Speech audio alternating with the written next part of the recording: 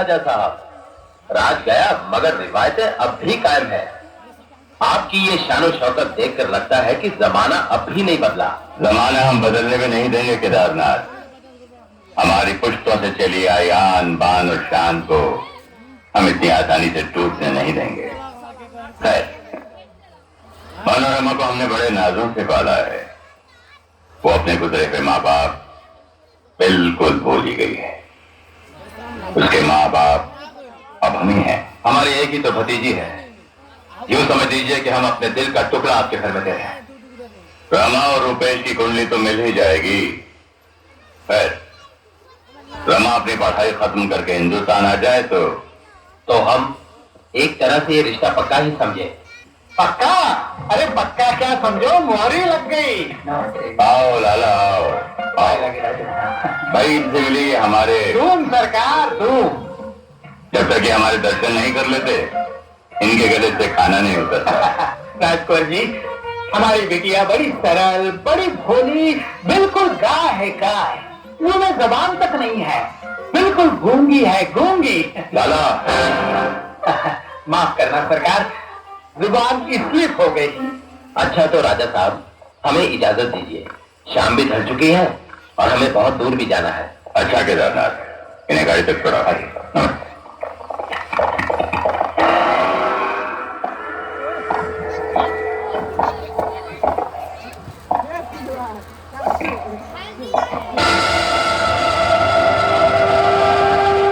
छोटे राजा।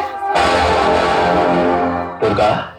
हाँ छोटे राजा, आपने बुलाया नहीं, इसलिए मुझे आना पड़ा। मैं तुम्हें बुला? भूल गए? कहा था यही था ना? मैंने कहा और तुमने यकीन कर लिया।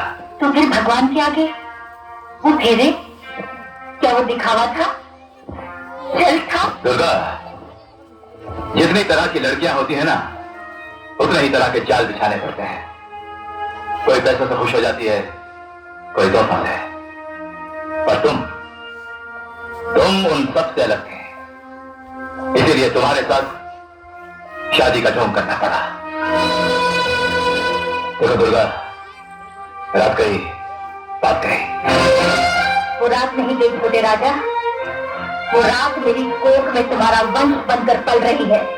मैं तुम्हारे बच्चे की माँ बनने वाली हूँ। मेरा बच्चा? क्या सबूत है तेरे पास? भगवान जानता है कि ये किस पत्थर के भगवान की बात कर रही है तुम? उसकी जिसे खुद मंदिर छोड़कर दर्शन देने के लिए रोज हमारी चौखट पर आना पड़ता है। मेरा विश्वास करो, मेरे पेट में तुम्हारा ही बच्चा है। बच्चा मेरा है ये मैं कैसे यकीन कर लूं? कौन जाने मुझसे पहले उस हरामजादे के माथे पर और कितने पापों की मोहर लग चुकी है। रणबीर!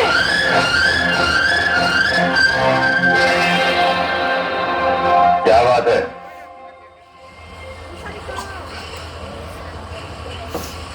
राजा साहब, ये औरत कहीं से अपना मुंह काला करके आई है और अपना कलम छोटे राजा बाबू पर थोपना चाहती है। चिल्लाती है, कहती है कि लाला, तुम अंदर जाओ।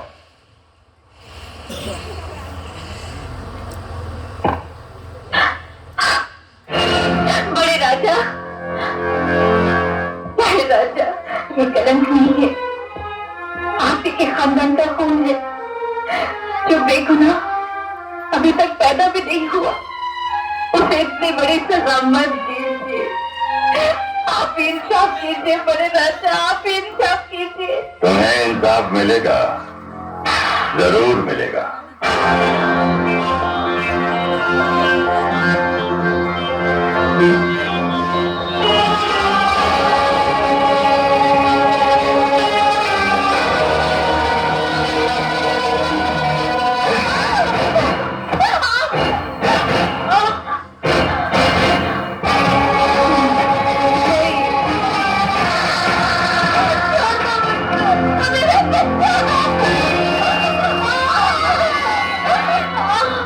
तूने कहा था ना, ये मेरे भाई का बाप है। ले, अब ये भी धुल गया।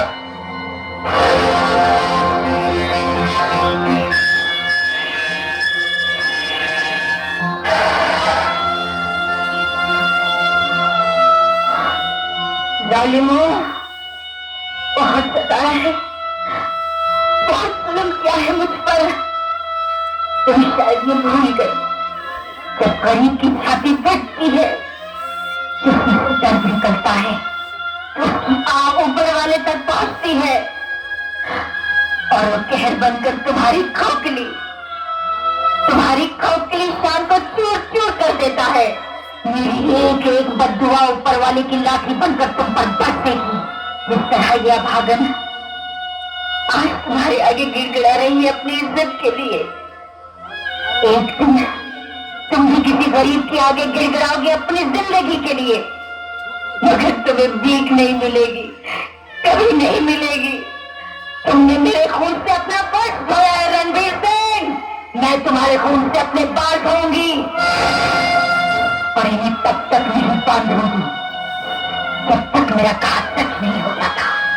एक दिन एक झोपड़ी का चिराग तुम्हारे महल को आग लगा देगा और इस आग में तुम्हारा अहंकार जलकर राख हो जाएगा। बृजराज सिंह, ये मेरा श्राप है, ये मेरा श्राप है, ये मेरा श्राप है।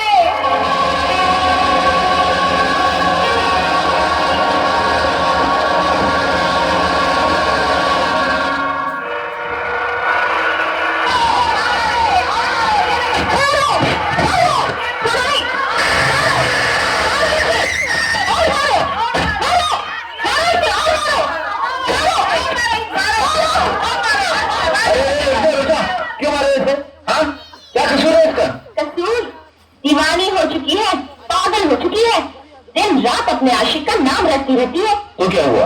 हम इसे गांव से बेदखल कर देना चाहते हैं। शर्म नहीं आती आप लोगों को? एक प्यार करने वाले को बेदखल कर देना चाहते हैं आप लोग? आप इसकी इतनी तरफदारी क्यों कर रहे हो अजय भैया? इसलिए कि इसने सिर्फ प्यार किया है, ये भी किसी को अपने दिल में बैठी है, और प्यार करना पाप नहीं।